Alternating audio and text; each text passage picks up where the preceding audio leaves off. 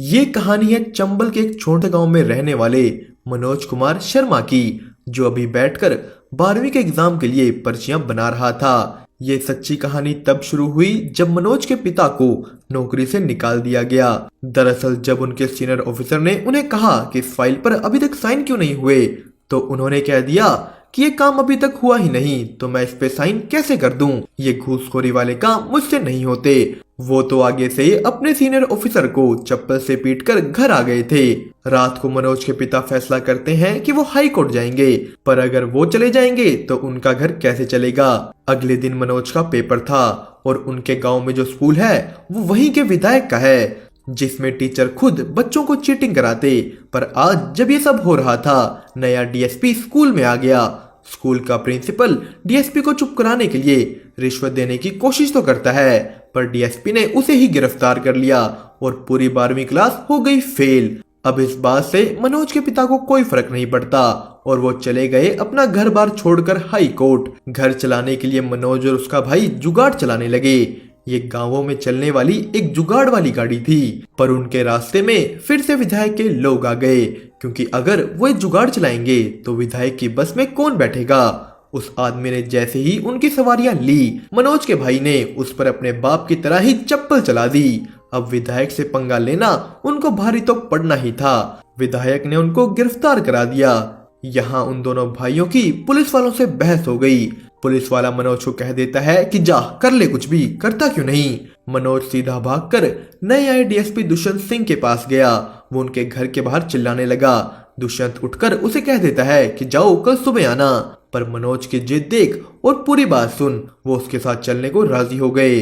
वो मनोज के भाई को छुड़वाते हैं, यहाँ तक कि वो खुद उन्हें अपनी गाड़ी में बिठाकर घर छोड़कर आए। यहाँ रास्ते में जाते हुए मनोज उनको ही देखी जा रहा था। वो उनसे इतना प्रभावित हुआ कि उसने वही फैसला कर लिया कि वो भी उनकी तरह एक बड़ा ईमानदार अफसर बनेगा। मनोज दुष्यंत सिंह से पूछता है कि मैं आपकी तरह कैसे बनूं, तो उसने उसे एक ही बात कही कि चीटिंग छोड़नी होगी। अगले साल दुष्यंत सिंह का तो ट्रांसफर हो जाता है, पर इस एग्जाम में सब बच्चों ने तो चीटिंग की पर मनोज ने नहीं। वो अपनी मेहनत से 12वीं और बीए दोनों कर लेता है। जिस दिन उसने अपनी बीए की, उस दिन उसकी दादी उसे अपनी जिंदगी की सारी बचाई हुई जमा पूंजी दे देती है कि ले बेटा बन जा बड़ा अफसर और अब गांव वर्दी में ही आना। अगले दिन मनोज निकल गया ग्वालियर के लिए। यहाँ बस में उसके साथ एक औरत भी बैठी थी, वो भी वहीं जा रही है। पर जब ग्वालियर पहुंच मनोज की आंख खुली, उसका बैग वहां नहीं था। कंडक्टर से पूछने पर उसे पता लगा कि वो बैग तो उसके साथ बैठी औरत ले गई। मनोज ग्वालियर की भीड़ में उन्हें देखने लगा, पर वो तो 30 मिनट पहले ही बस से उतर चुकी थी। मनोज के सारे पैसे उसी में थे। वो बिना किसी उम्मीद के रात को जा कोचिंग सेंटर के आगे ही बैठ गया। सुबह हुई तो उसे पता लगा कि भर्ती पर तो सरकार ने 3 साल के लिए रोक लगा दी। अब ना वो ऐसे वापस घर जा सकता, ना बिना पैसे से अपना पेट भर सकता। मनोज ने कई दिन तो भूख बर्दाश्त की, पर एक दिन उसे रुका ना गया। वो बस स्टैंड पर ही एक दुकानदार से खाना मांग लेता है कि आप मुझे खाना खिला दीजिए, आप जो कहेंगे मैं वो काम कर लूंगा। उस आदमी ने उसे खाना दे दिया और यहीं उसे खाना खाते देखा प्रीतम पांडे ने। मनोज खाना खा दुकानदार के पास जाता है कि बोलिए क्या काम करना है। दुकानदार कहता है कोई बात नहीं, पर मनोज अड़ गया कि नहीं अब काम बोलिए मैं करूंगा। यहाँ पांडे बोला कि अरे भाई मैं दे दूंगा तेरे पैसे, और बात करने पर पता लगा कि पांडे भी यहाँ वही एग्जाम देने आया था जो मनोज देने आया था, और अब वो दिल्ली जा रहा है यूपीएससी का एग्जाम देने, जिसे देकर एक आईपीएस बना जा सकता था। मनोज कहता है कि भैया हमें भी अपने साथ दिल्ली ले चलिए, मैं भी यूपीएससी का एग्जाम दूंगा। पांडे ने भी मनोज की जिद देख हाँ कर दी, पर जब वो पहुंचे दिल्ली, इतने सारे बच्चे देख मनोज की तो सारी हवा निकल गई। उसका सारा हौसला टूट जाता है। अगली सुबह पांडे और मनोज गोरी भैया नाम के एक व्यक्ति के पास गए जो खुद आईपीएस की तैयारी कर रहे थे। उन्होंने सबको गाइड किया कि यूपीएससी होता क्या है। यूपीएससी के 3 पड़ाव होते हैं। पहला प्रीलिम्स का एग्जाम, उसको पास करने के बाद मेंस और उसके बाद इंटरव्यू। पर यह सुनने में जितना आसान लग रहा है, असलियत में उतना ही मुश्किल भी था। 2 लाख बच्चों में से सिर्फ 25 सीसी आईपीएस बन पाते हैं। गोरी भैया का खुद ये आखिरी मौका था। यहाँ मनोज गोरी भैया से अपनी बात करता है। उन्होंने उसके कहने पर उसे एक लाइब्रेरी में साफ सफाई करने का काम दिलवा दिया, पर कुछ दिनों बाद गोरी भैया का रिजल्ट आया और वो पास नहीं हुए। उन्हें फेल होते देख पांडे ने तो एकदम से ही अपना गुरु बदल लिया, पर मनोज नहीं हिला। इसके बाद गौरी भैया ने अपना एक टी स्टॉल शुरू किया, फ्री यूपीएससी गाइडिंग के साथ। यहाँ वो सभी बच्चों को फ्री में पढ़ाएंगे। मनोज यहीं पढ़ने लगता है। प्रीलिम्स का पेपर आया पर मनोज पास नहीं हुआ। गौरी भैया उसे कहते हैं कि रीस्टार्ट, मतलब दोबारा से पढ़ो, दोबारा से सब करो। एक दिन ऐसे ही मनोज चाय ले जाते हुए मिला पांडे के नए गुरु दीप मोहन से। पांडे दीप मोहन को मनोज के बारे बताता है और उसके बारे जान दीप मोहन ने ये कह दिया कि मनोज कभी कोई जरूरत पड़े तो जरूर बताना। अब ये बात सिर्फ एक लाइन है, ये चीज मनोज को नहीं पता थी। अगले दिन पांडे का एक और नया दोस्त मनोज को देखकर कहता है कि यार मुझे बुरा लगता है इन जैसे लोगों के लिए। ये लोग यहाँ भेड़ बकरियों की तरह आईपीएस बनने तो आ जाते हैं, पर फिर पढ़ाई के अलावा हर तरह की मजदूरी करते हैं। ऐसे कहाँ ही ये आईपीएस बन जाएंगे। ये बातें यहाँ गौरी भैया ने भी सुन ली। वो जवाब में कहते हैं कि हाँ सही कह रहे हो तुम, ये सब चले आते हैं भेड़ बकरियों की तरह, कुछ नहीं होता इनके पास, पर इनके पास जज्बा होता है, जज्बा हर काम करके अपने सपने पूरे करने का। इसी के साथ मनोज का दूसरा अटेम्प्ट आ गया और उसने अब की बार प्रीलिम्स क्लियर कर लिया। गौरी भैया पांडे सब ये जान खुश हुए। मनोज मेंस की तैयारी करने के लिए कोचिंग सेंटर ज्वाइन करने जाता है। यहाँ के लिए भी उसके पास पैसे पूरे नहीं थे, तो वो कहता है कि मैम प्लीज मैं हर काम कर लूंगा, मैं आपके पैसे पूरे कर दूंगा। तो उन्होंने उसे काम दे दिया। उसने यहाँ कुछ फोटोज देखी और जोर से कहा कि मैम दीप मोहन सर तो यहाँ पढ़े ही नहीं, उन्होंने तो कोचिंग ली ही नहीं। तो कोचिंग सेंटर वाली मैम कहती है कि ये सब ऐसे ही होता है, हम इन्हें पैसे देते हैं। पर मनोज की बातें एक लड़की श्रद्धा ने सुन ली थी। उसके पूछने पर मनोज ने आगे से सब बता दिया। श्रद्धा और मनोज दोनों इस कोचिंग सेंटर से चल देते हैं। जाते जाते उन दोनों का इंट्रोडक्शन हुआ। मनोज ने अपना नाम और ये बात कि वो यहीं लाइब्रेरी में पढ़ता है श्रद्धा को बता दी। वो इस आस में था कि वो उससे मिलने आएगी और हुआ भी ऐसा ही। यहाँ मनोज के हाथ में एक इंजीनियरिंग की किताब थी, तो श्रद्धा को लगा कि वो एक इंजीनियर है। मनोज ने भी आगे से हामी भर दी। श्रद्धा मसूरी से यहाँ पीसीएस का एग्जाम देने आई थी। तभी श्रद्धा को पता लगा कि मनोज लाइब्रेरी में काम भी करता है, पर उसे इस बात से फर्क नहीं पड़ा। उन दोनों ने साथ में ही एक नई कोचिंग ज्वाइन कर ली। यहाँ उनके टीचर ने मनोज की तारीफ भी की कि वाह भाई क्या ऐसे लिखा है तुमने। उन्होंने उसे एक चॉकलेट दिया और उसने आगे से वही दे दिया श्रद्धा को। आने वाले कुछ दिनों में वो अच्छे दोस्त बन गए। श्रद्धा मनोज को अच्छी तरह समझती थी, वो उसकी फाइनेंशियल कंडीशन को भी जानती थी। पर एक दिन कोचिंग के वक्त जब सर ने एक इंजीनियरिंग का सवाल पूछा तो वो मनोज को कहती है कि तुम दोनों इसका आंसर तुम्हें तो पता है।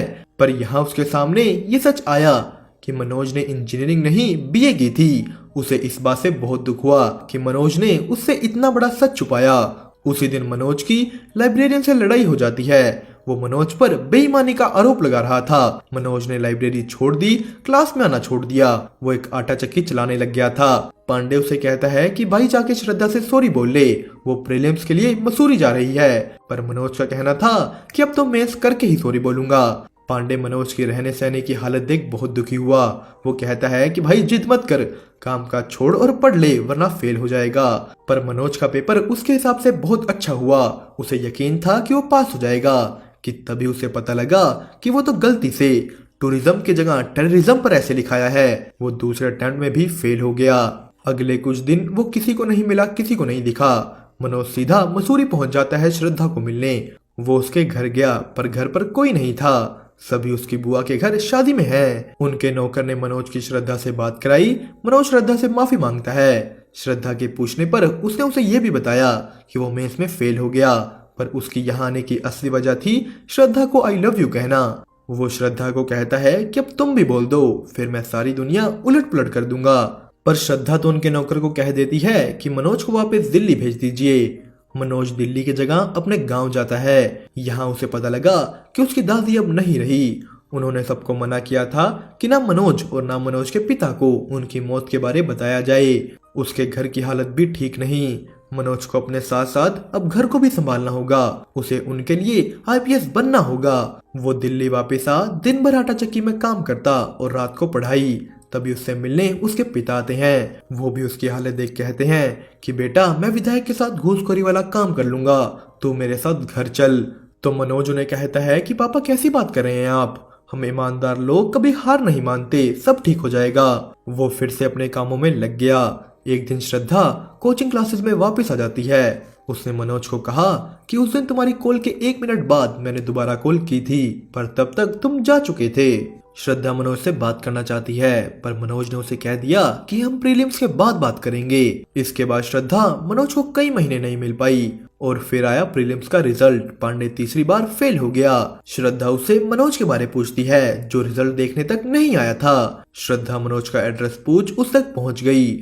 वो उसे पास होने की बधाई देती है, पर साथ ही उसे यहाँ ऐसे रहते देख वो बहुत दुखी हुई। श्रद्धा उसे कहती है कि मेरे पास कुछ सेविंग्स हैं, तुम ये सब काम छोड़ो और सिर्फ पढ़ाई पर ध्यान दो। मनोज ने साफ मना कर दिया।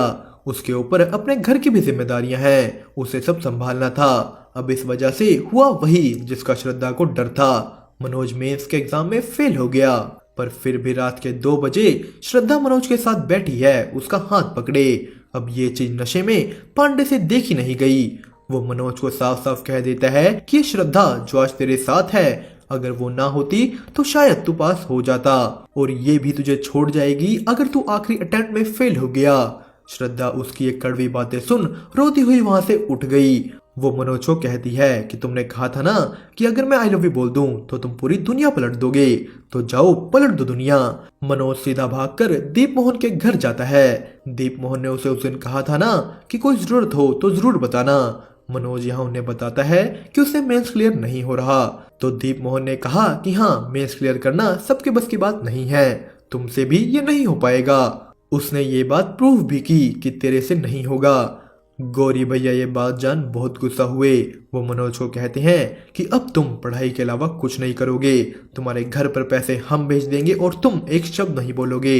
उन्होंने उसका सारा सामान आटा चक्की से निकाल अपने कमरे में शिफ्ट करवाया। मनोज ने पूरी लगन से पढ़ाई शुरू कर दी, जिसमें श्रद्धा ने भी उसका पूरा साथ दिया। श्रद्धा अपने पीसीएस मेंस के लिए दोबारा मसूरी चली जाती है और थोड़े दिनों बाद ये खबर आई कि उसका पीसीएस मेंस क्लियर हो गया। मनोज की पढ़ाई इन सब चीजों के बीच बिल्कुल भी नहीं रुकती। लाइट जाने के बाद वो स्ट्रीट लाइट के नीचे भी पड़ा। श्रद्धा का इंटरव्यू भी क्लियर हो गया, वो अब डिप्यूटी कलेक्टर बन चुकी थी। इसी जोश के साथ मनोज ने भी अपना मेंस का एग्जाम दे दिया और पांडे अब की बार फिर से फेल हो गया था। मनोज खुशी खुशी पांडे के पास आता है कि भाई फोन देना, श्रद्धा को फोन करना है। तो पांडे कहता है तेरा क्लियर हो गया, पर क्या तूने आज तक मेरे बारे भी पूछा? तुझे यूपीएससी के बारे सब मैंने बताया, यहाँ मैं लेकर आया, तूने पूछा कभी मेरे बारे? उनकी दोस्ती में दरार आ गई। मनोज गौरी भैया के टी स्टॉल से श्रद्धा को फोन करता है, पर उसकी मम्मी ने फोन उठा कह दिया कि श्रद्धा अभी घर पर नहीं है। कुछ देर बाद श्रद्धा का फोन आया। श्रद्धा मनोज के इंटरव्यू के लिए दिल्ली नहीं आ पाएगी, क्योंकि किसी ने उसके पापा को कह दिया था कि वो मनोज के साथ सो रही है। मनोज ने अगली कॉल पांडे को की, पर वो तो एक जेल में बंद था। मनोज पुलिस स्टेशन गया। यहाँ पुलिस वाले ने पांडे को दारू पीकर चिल्लाने के जुर्म में बंद कर रखा था, जो कि किसी भी लॉ के अंडर नहीं आता। मनोज पांडे को जेल से निकलवाता है, पर उसके निकलते ही उसने उसके फोन में देखा कि श्रद्धा के पिता को फोन कर झूठ पांडे ने ही बोला था। घर पर श्रद्धा अपने पापा को कहती है कि आपने मुझे छोड़ एक अनजान आदमी पर भरोसा कर लिया। पापा, अगर मैं चाहूँ तो आज ही दिल्ली जा सकती हूँ। मैं कोई छोटी बच्ची नहीं, बल्कि एक डिप्यूटी कलेक्टर हूँ, पर मुझे ये आपकी मर्जी से करना है। उसके पापा ने उसे दिल्ली जाने दिया। आज मनोज का इंटरव्यू है। वो दोनों मिले। श्रद्धा ने मनोज को पूरा तैयार किया। इंटरव्यू से पहले मनोज पांडे को मिलने जाता है, क्योंकि वही तो उसे यहाँ तक लेकर आया था। वो उसे थैंक यू कहता है। उसने भी श्रद्धा से माफी मांगी। श्रद्धा ने उसे मजाक में कहा कि तुम झूठी बातें इतनी सच्चाई से बोलते हो, टीवी पर रिपोर्टर बन जाओ ना। श्रद्धा और मनोज दोनों इंटरव्यू के लिए निकल गए। श्रद्धा मनोज को एक लेटर देती है कि इसे अकेले में पढ़ना। मनोज इंटरव्यू देने निकल गया। एक हॉल में बैठकर वो अपनी बारी का इंतजार कर रहा है। वो एकदम सुन पड़ गया। उसकी बारी आई। जाते जाते पियानो से कहता है कि अंदर जाकर ये मत बोलना कि तुम 12वीं फेल हो, कोई अच्छा बहाना बना देना। पर मनोज ने तो सीधा जा सच बोल दिया कि उस साल हमारे स्कूल में चीटिंग नहीं हुई और पूरा स्कूल फेल हो गया। ये सुनते ही वहां के चेयरमैन मेहता ने कह दिया कि थैंक यू, अब आप जा सकते हैं। वो उठा, पर जाते हुए एक औरत ने कहा कि बाहर वेट कीजिएगा। यहीं खड़ मनोज श्रद्धा का दिया लेटर पढ़ता है, जिसमें लिखा था कि तुम चाहे आईपीएस बनो चाहे ना बनो, मैं हमेशा तुम्हारे साथ हूँ। मनोज को अंदर बुलाया गया। उसने अंदर जा अपने स्कूल के बारे सब बताया और बताया कि कैसे वो दुष्यंत सिंह से इंस्पायर हुआ। मनोज ने अच्छी तरह अपने आप को प्रेजेंट किया, पर चेयरमैन मेहता को उसकी ये बड़ी बड़ी बातें अच्छी नहीं लगी और उन्हें इस बात से भी प्रॉब्लम थी कि वो हिंदी मीडियम है। उसने तो उसे जाते हुए टाइम वेस्ट तक कह दिया। 1.5 महीने बाद श्रद्धा जबरदस्ती मनोज को रिजल्ट दिखाने लाती है। वो तो यहाँ आना ही नहीं चाहता था। भरी भीड़ में जब गेट खुले, मनोज के अंदर इतनी हिम्मत नहीं थी कि वो जाके रिजल्ट देख ले। श्रद्धा ने रिजल्ट देखा और देखते ही वो रोने लग गई। उस दिन मनोज के जाने के बाद बाकी मेंबर्स ने उसकी सिलेक्शन के लिए हामी भरी थी। मनोज आईपीएस बन जाता है। वो दोनों रोने लगे। गौरी भैया, पांडे सब वहां गए। पांडे की ये पहली रिपोर्टिंग थी। गांव में उसके घर वाले, उसके पिता सब खुश हुए। वो वर्दी पहन सबसे पहले दुष्यंत सिंह से मिलने जाता है। उनकी भी छाती उसे देख गर्व से फूल गई। श्रद्धा और मनोज की शादी हो जाती है और इसी के साथ हमारी मूवी 12वीं फेल हुई यहीं पर खत्म।